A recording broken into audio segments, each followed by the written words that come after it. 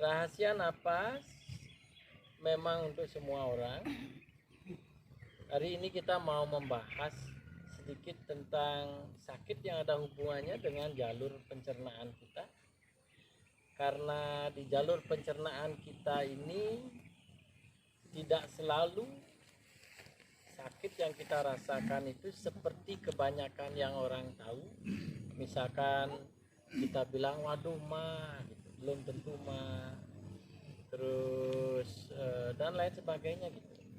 Kelainan-kelainan sensasi yang kita rasakan di jalur pencernaannya kita.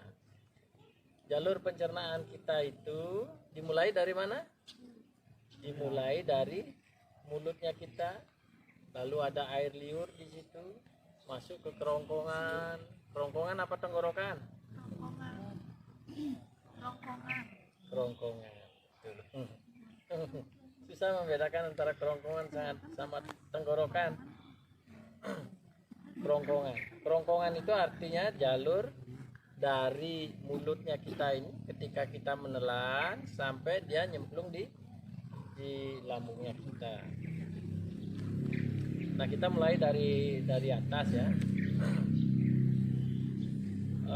Ketika kita mengunyah makanan, minuman, ada 6 rasa di sini. Dan 6 rasa ini yang ada di mulutnya kita ini, ada sensor yang mengkoneksikan ke otaknya kita. Nah, di otak kita ini adalah farmakologinya yang memproduksi satu air liur berapa banyak yang kita butuhkan. Lalu ketika dia nanti nyemplung ke paru-parunya kita, kalau ada yang pernah lihat ya, ternyata di jalur paru-paru kita ini setiap kita menelan itu dituang yang disebut dengan enzim.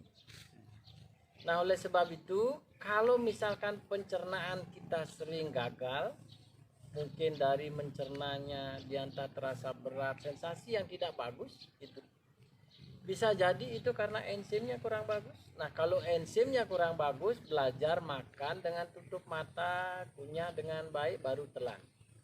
Supaya enzimnya bagus. Nah, ini buat yang menderita pencernaan ya. Itu baru enzim. Jadi untuk memproduksi enzim ini itu terkoneksi antara rasa yang ada di mulutnya kita ini, sensor farmakologi yang ada di otaknya kita.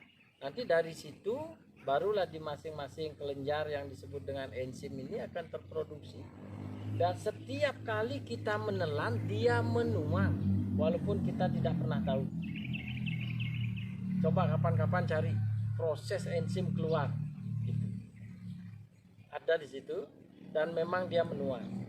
Nah, andaikan misalkan kita makan buru-buru terus kita pikirannya liar dan lain sebagainya, kadang-kadang sudah selesai makan kita nggak merasakan diri kita makan.